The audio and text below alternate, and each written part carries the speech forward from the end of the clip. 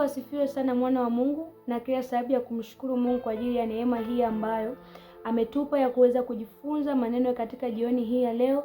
Na pia niendelee kukushukuru wewe unaendelea kutufuatilia kupitia YouTube channel yetu ya Hekima Ministry. Mungu akubariki na azidi kukutunza zaidi. Na katika siku hii ya leo Mungu ametupa kujifunza maneno yake, na kichwa cha somo kinaenda kwa jina la usimkatie Mungu tamaa ya kuendelea kumuomba. Majibu yako yapo karibu.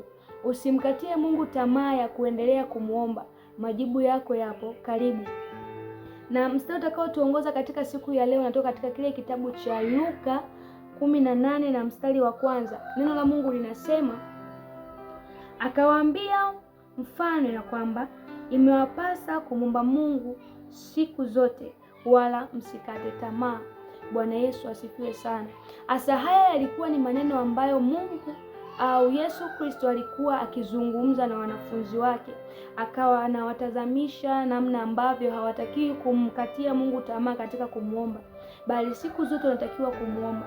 Ndipo akawapa mfano wa kadhi dhalimu, kadhi aliyekuwa dhalimu na mwanamke mjane, ambapo kadhi huyu alikuwa ni mtu ambaye hamuogopi Mungu, nikiwa na maana kwamba hamchi Mungu, lakini pia alikuwa ni mtu asiyejali watu.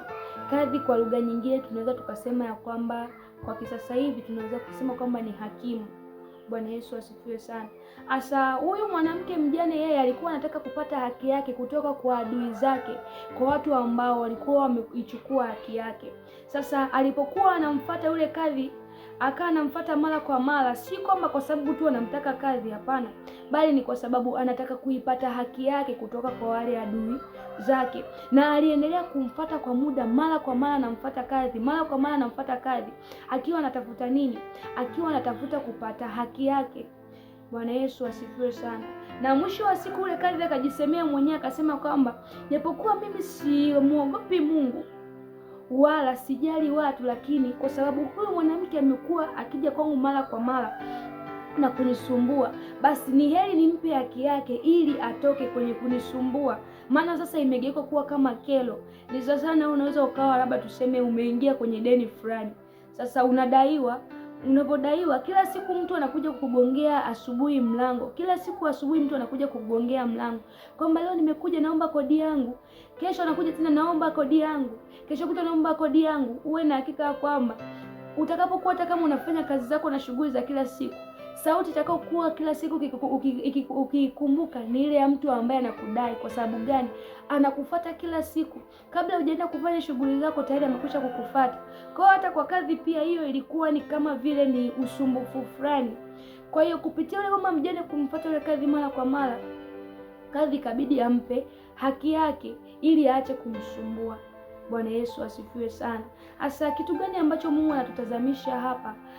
Anatutazamisha kwamba kuomba tu haimaanishi kwamba tunatakiwa kuomba sana na kufunga sana na kukaa muda mwingi katika uwepo wa Mungu.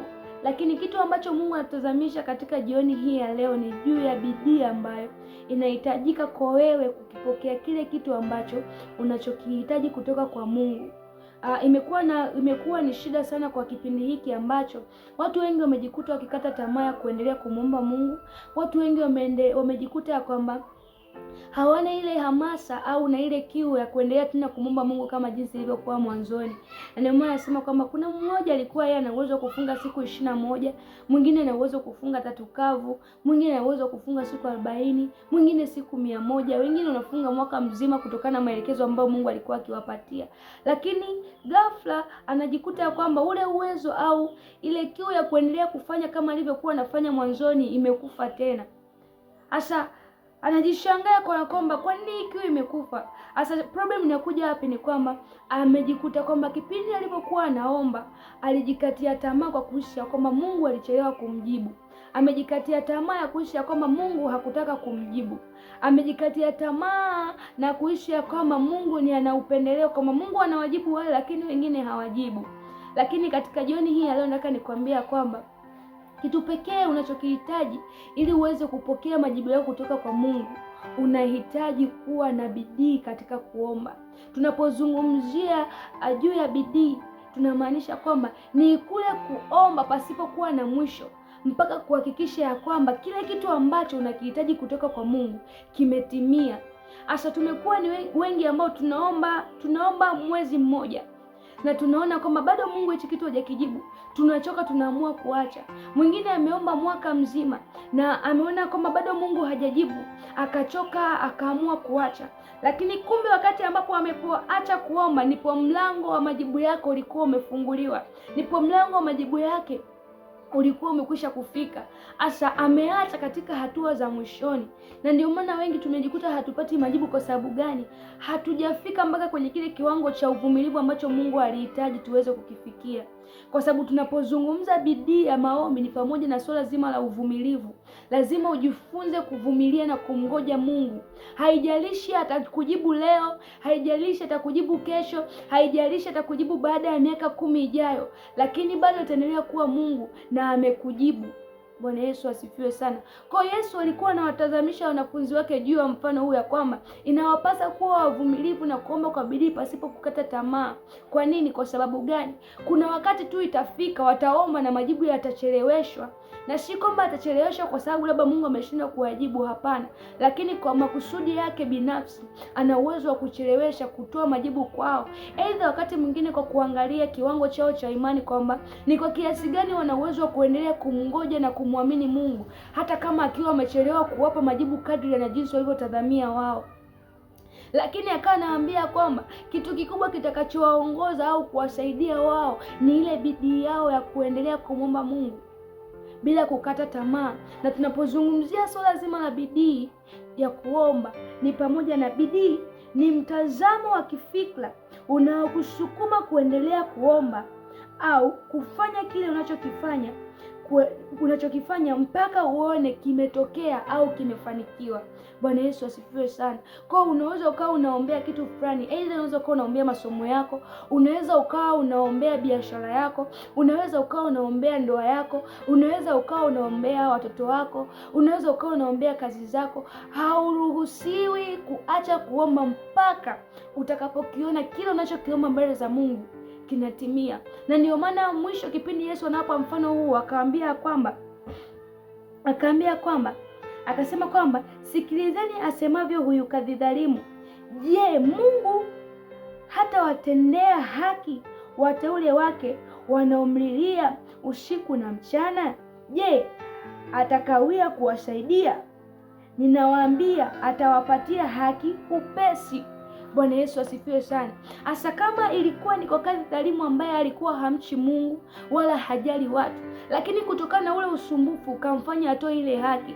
Je, si zaidi sana kwa Mungu ambaye anatupenda na kutujali, ambaye anatuwazia mema kila siku itwapo leo, sawa na kitabu cha Yeremia 29 na mstari wa 11. Anasema kwamba anayajua mawazo yake anayotuwazia sisi ni mawazo mema. Kwa hiyo uwe na hakika kwamba mtu anayekuwazia mema kila siku, furaha yake ni kuona kwamba unafanikiwa. Kila siku ni furaha yake ni kuona kwamba wewe unafurahi.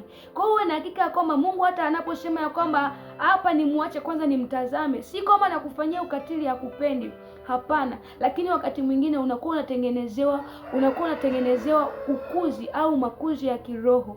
Bwana Yesu asifiwe sana. Na ndio maana kuna watu wengi huwa wanasema kwamba mimi Mungu amenisahau, Mungu hanioni. Si kama Mungu hakuoni. Kuna wakati mwingine unakuwa unatengenezwa kwa ajili ya hatima yako kubwa. Leo ukilelewa katika malezi ambayo ni malezi, niseme labda tuseme ukilelewa katika malezi ya kudekeza sana, uwe na hakika kwamba huko mbele unakoelekea kesho yako itakuwa ni ngumu sana. Kwa sababu gani? Itakuwa ni vigumu sana wewe unapokutana na vitu vigumu kuweza kupambana navyo na kuendelea kusimama kuwa imara. Lakini leo unapotengenezewa uvumilivu, unapotengenezewa uwezo wa kuendelea kuvumilia, ina maana kwamba hata utakapofika kule kesho, hata utakapokutana na kitu kigumu kiasi gani, bado utakuwa na uwezo wa kuendelea kustahimili. Kwa sababu gani? Tayari mwanzoni umekwisha kutengenezwa. Kwa kuna wakati Mungu hasia kuoni au siko mataki kukusaidia, lakini anakutazama, anaendelea kukutazama na kukuangalia ili kuona ya kwamba niko namna gani ambavyo ataendelea kukusaidia wewe kukua na kuendelea kustahimili. Kwa kuwa kesho yako inapokuwa kubwa, ndipo na matatizo au majaribu yanapokuwa ni makubwa zaidi ya mtu mwingine. Na ndio maana jaribu lako haliwezi kufanana na mwingine. Umepewa jaribu lako kwa kiwango chako, kwa sababu pia na kusudi lako na yule linatofautiana. yanatofautiana, maono yake na yule yanatofautiana. Kwa hiyo na hakika kwamba hata katika njia mnazozipita mtakuwa tofauti. Bwana Yesu asifiwe sana. Kwa hiyo unahitaji sana maombi. Unahitaji sana maombi ili uweze kupokea kile kitu ambacho Mungu amekuahidi. Unahitaji sana kudumu katika maombi na kuendelea kuomba kwa bidii mpaka kuona kama Mungu anakifanya kile alichokuahidi kukifanya. Na ndiyo maana afya yako ya kiroho inadhihirishwa na uhai wako wa maisha ya maombi. Bwana Yesu asifiwe sana. Wewe unapokuwa leo, unaweza ukawa katika mwili ni mnene, una afya nzuri, hauguagi mara kwa mara, lakini katika roho yako tayari unaumwa. Bwana Yesu asifiwe sana. Kwa sababu gani? Ile kiu yako na shauku ya kuendelea kumwomba Mungu imekata. Na kama imekata, uwe na hakika ya kwamba kama mtu wa nje ili aweze kuwa na afya njema, anahitaji kula chakula bora, anahitaji kupumzika, anahitaji kufanya mazoezi. Asa hivyo hivyo na mtu wa rohoni. Kama wa mwilini anahitaji na lishe, basi mtu wa rohoni anahitaji kuwa na neno, anahitaji kuwa na maombi, anahitaji kuwa na maarifa sahihi kuhusiana na Mungu ili aendelee kuwa na afya. Asa ina maana kwamba unapoacha kuomba, ina maana kwamba unamdhaufisha yule mtu wa ndani, unamdhaufisha yule mtu ambaye ndiye matokeo mambo yote yanaanzia kule na kuja kudhihirika mwilini. Bwana Yesu asifiwe sana. Kwa kitu unachotakiwa kukifanya ili uendelee kuimarika kiroho, ili uendelee kupokea majibu yako kwa wakati sahihi na majira sahihi ya Mungu, ni lazima ujifunze kuwa na bidii ya kuendelea kuomba mbele za Mungu mpaka kuhakikisha ya kwamba kile Mungu alichokuahidi katika maisha yako kinatimia.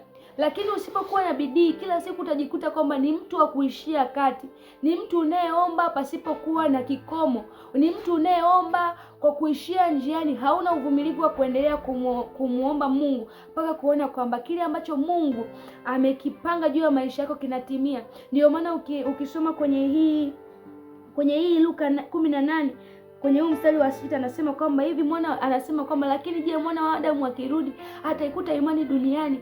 Kwa sababu gani? Watu wengi wamekwisha kujikatia tamaa ya kuendelea kumwamini Mungu.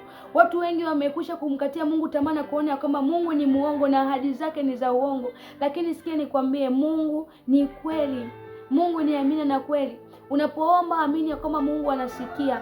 Unapoomba amini ya kwamba Mungu anatenda na atatenda. No matter amejibu kinyume na mapenzi yako jinsi ulivyokuwa ukitazamia, au amejibu nje na wakati uliokuwa unatarajia, lakini tu amini ya kwamba Mungu atatenda. Bwana Yesu asifiwe sana. Kwa hiyo usimkatie Mungu tamaa ya kuendelea kumuomba. Endelea kumuomba Mungu, endelea kumuomba Mungu bila kukata tamaa mpaka uhakikishe kwamba kile Mungu alichokiahidi juu ya maisha yako kinatimia. Na mimi nikuhakikishia kwamba Mungu si mwanadamu hata adanganye. Kile alichokuahidi na unahakika kwamba hiki ni mapenzi ya Mungu, aliniahidi na akaniambia, uwe na hakika kwamba kitatimia. Ni lini? Jifunze kumuuliza Mungu, kwa sababu yeye ndiye anayejua kipi kilicho bora na sahihi kwetu. Bwana Yesu asifiwe sana. Nikutakie neema ya Mungu na mkono wa Mungu apate kuwa juu yako. Kikubwa zaidi, usimkatie Mungu tamaa ya kuendelea kumuomba. Mfate mara kwa mara kama ule mwanamke mjane na kadhi dhalimu, nao utapokea haki yako kutoka kwa Mungu. Nikutakie majira mema, Mungu akulinde na kukutunza. Mungu akubariki sana. Amen.